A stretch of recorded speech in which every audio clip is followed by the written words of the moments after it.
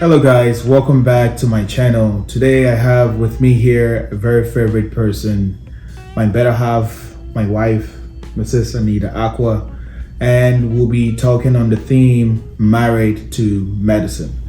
Thank you all for sending your questions. I have them on here, so I'm going to be looking at that.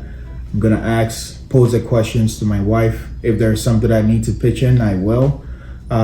But then I know this is going to be a fun video. So get comfortable, stay tuned, and enjoy this video. Ready? Let's go.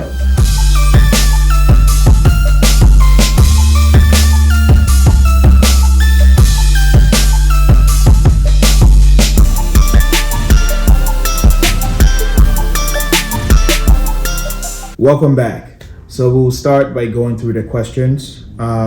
There are a couple of questions that did sound similar from what we gathered from you guys. So we merged them and made them into a bigger question. So we will start with the first one. All right, so the first question here is, how did we meet? So I pose it to you. How did we meet? We met in church. Okay, I agree. Yeah. How did you survive 2 years of long distance relationship? If you've been on this platform for some time, you will know that I went to Antigua. I went to the Caribbean for 2 years for my basic sciences, which is made up of that 4 years we need to do in medical school. So I was away for 2 years, but with that 2 years it's like a semester, and then you come home for summer break, you go for another semester, you come back for winter break. The basic needs of a man is to get food, the other one, and to get respect, so I get a respect from my wife. The food part, I took care of it by signing a contract with one of the islanders. Savita is her name. So I go to the campus, I get my breakfast, lunch, and sometimes I get a dinner with me to bring home. And her husband was my driver, so I got a family that was taking care of me. So the other stuff, I had to come home like three to 4 months, and What other stuff are we talking about here? If you know, you know. If you know, if you know, you know. Oh no! All right. We're not gonna okay. So that's my version. That's how I survived the 2 years of my basic science. So I guess it's all you now. Okay, so the first year we had our first son. So he kept me busy, and I was living with my parents, so they also helped a lot. I had my parents around, my friends around, kept me sane.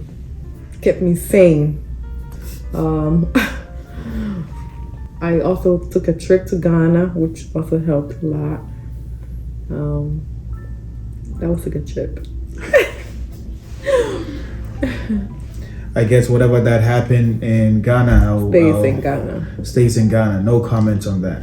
Usually when, he would study, and when he gets free time, he would call on video call. I think it was it Skype then? I think it was Skype. Yeah. We would Skype.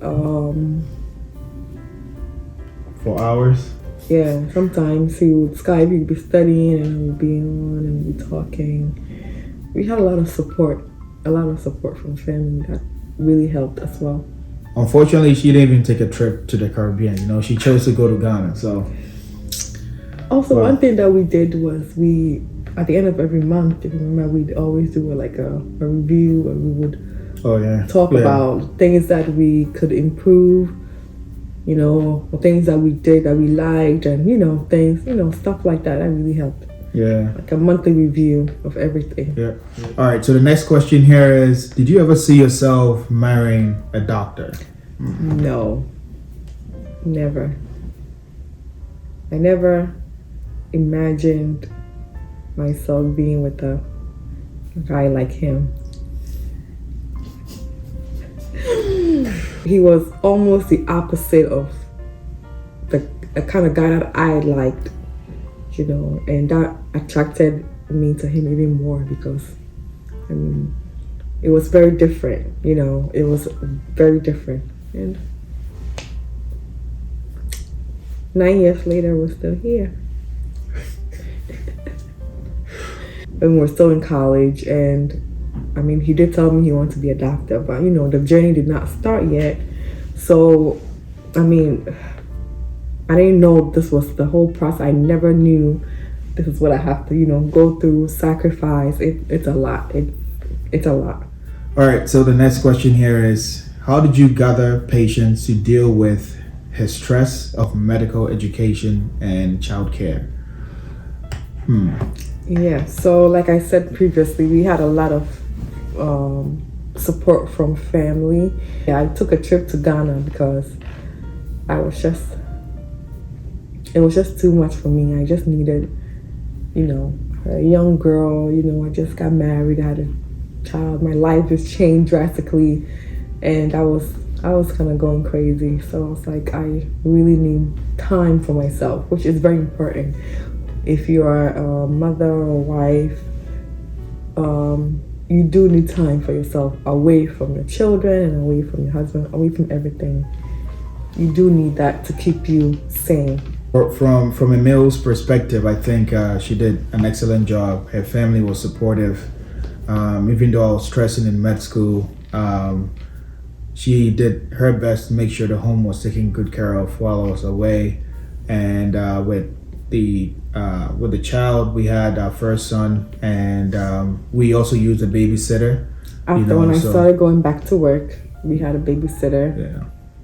Which was very helpful. So the next question here is, what changes did you see in him as a medical student, and then as a PGY1, and then a PGY2? So postgraduate year 1, that's what the PGY stands for. So after medical school, you go into residency, and in residency for internal medicine, which I'm in, is 3 years. So PGY1 is the first year, PGY2 is the second year. This question is asking, what did you see in me? Any changes from med school to first year of residency and then second year of residency? Yes. The time that he would spend with us, the kids, of course, during the med school, he didn't have time. Any little time that he had to study, lock himself in the room, study. He can't take trips. Biggest change is time. He's been confident since day one, so he's always been like this. I'll agree, because I think during the med school, like the 3rd and 4th year, you're doing clinical rotations. You're trying to impress the attendant, so at least you can get a spot for residency. And I think the intern year of residency, we used to live like over an hour from where I matched in residency in New Jersey. So a lot of driving was involved. And then my second year, I think we moved a bit closer to the hospital where I'm currently working.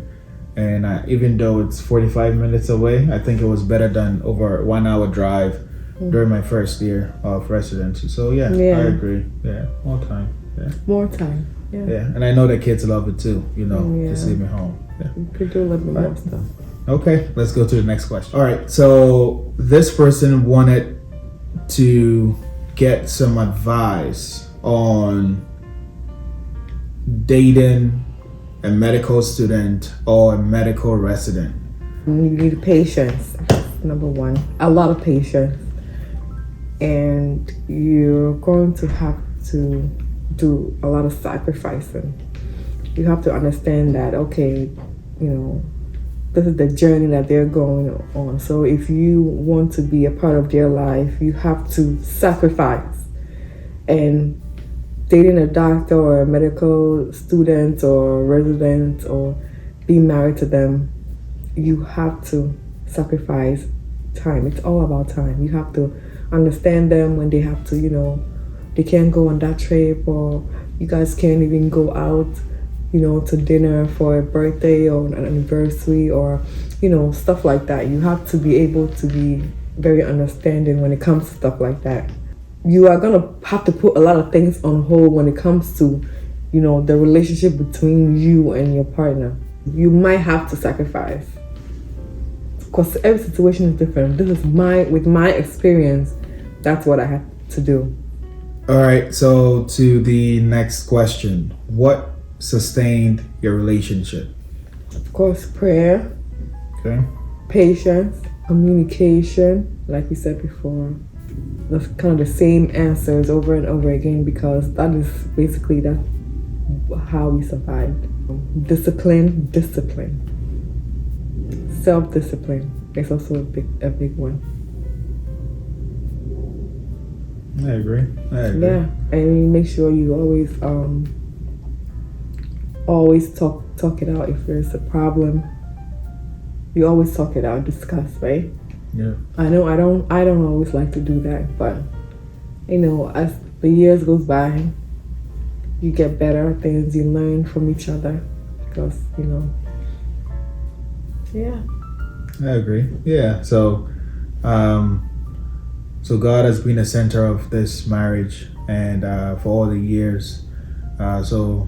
Prayer, I agree. Communication has also been great. Being disciplined, if you say you love someone, you need to understand what love means, and it also affects the choices and decisions you make, places you can and cannot go, because you're in a committed relationship with someone, Yeah. And we had great help, and we still get great help from family, and that has we have a strong support system. Yeah. You need that strong support system, especially if you have children.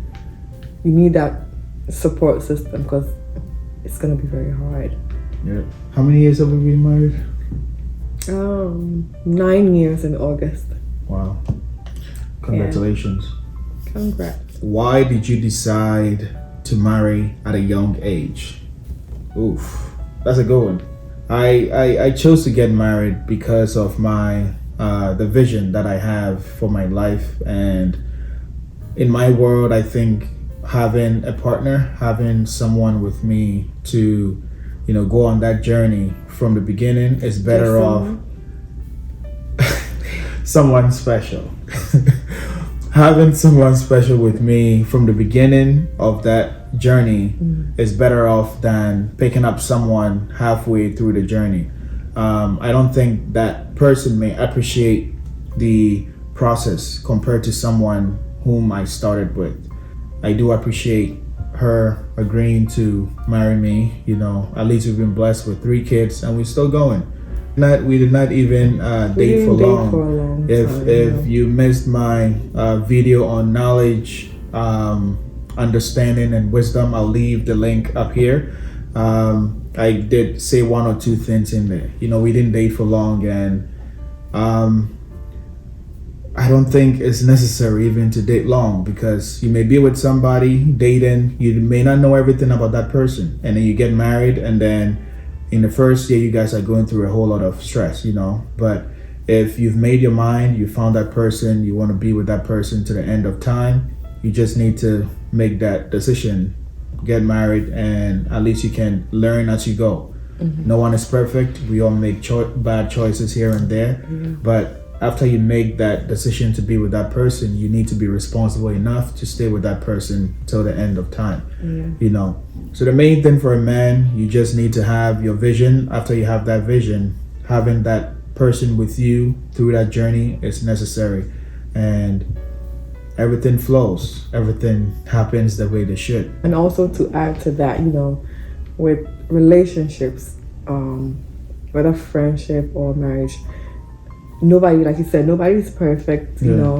Nobody's 100%. Remember, you're coming from 2 different family, 2 different backgrounds and experiences, so you just have to take the good with the bad.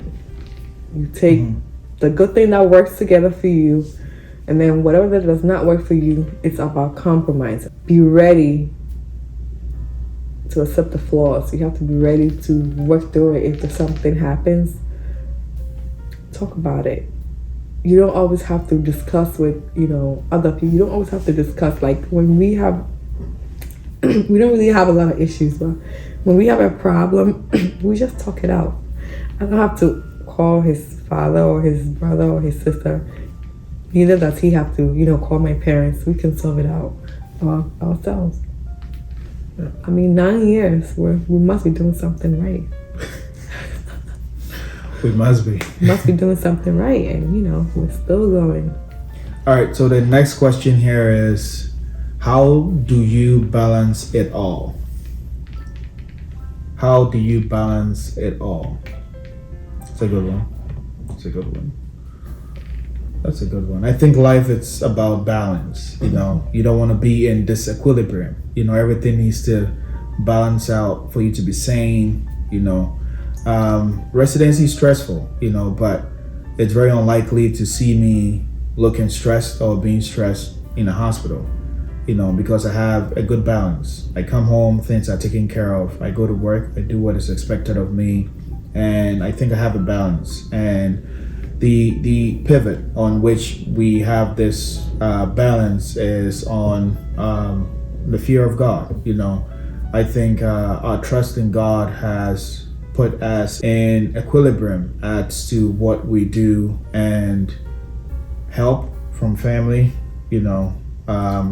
makes it even more feasible for us in terms of the things that we do, and because I may go to work and may be stressed about something, about the kids, but at least if my wife is at work, I know that my in-laws are there to help me out, so things like this makes me know that things are taken care of. So when I'm at work, I focus on work. When I'm at home, I focus at home and spend time with family, so I think that's how, in my perspective, that's how we balance it all. All right, so the next question here is, how did both of you feel then versus how do you feel now?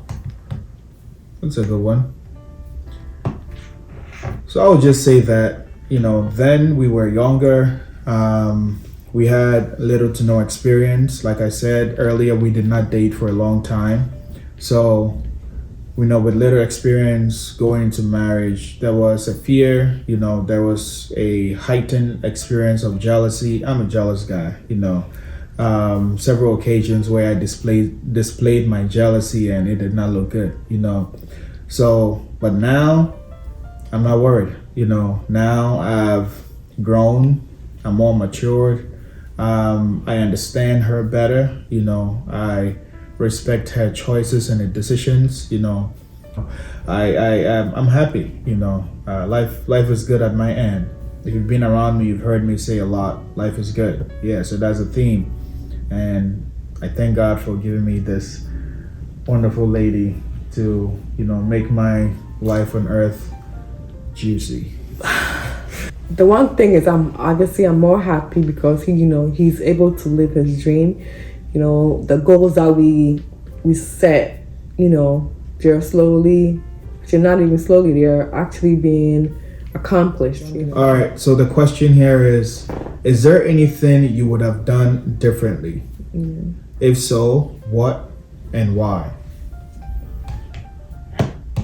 So would I have done something differently? I think you said that before in your video. Okay. Sorry. What, the med school part? Yeah, but that's not about marriage. So. Yeah. No, I mean that's cool. Yeah, but marriage-wise, would I have done anything differently? Nah.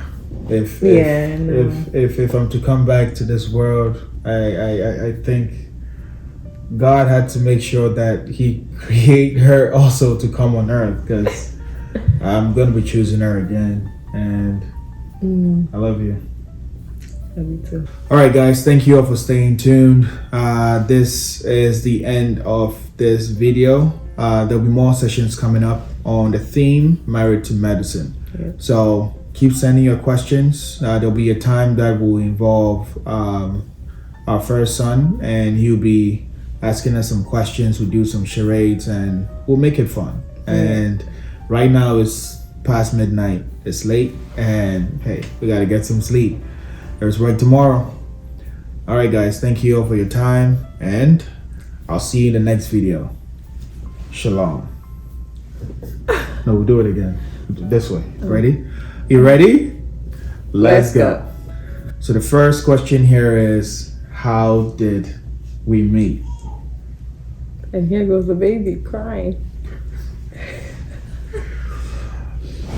Alright, yeah, stop it. It's okay. Mommy, you're gonna find cut on my chest. I think we know what you want in there. If it's not loud, then don't put it in here. As you already know, you state. No, what am I saying? A bread. Yeah, bread, and you may win and quay. Yeah, bread. So that maybe beating my face come out. Make answers and make to papa.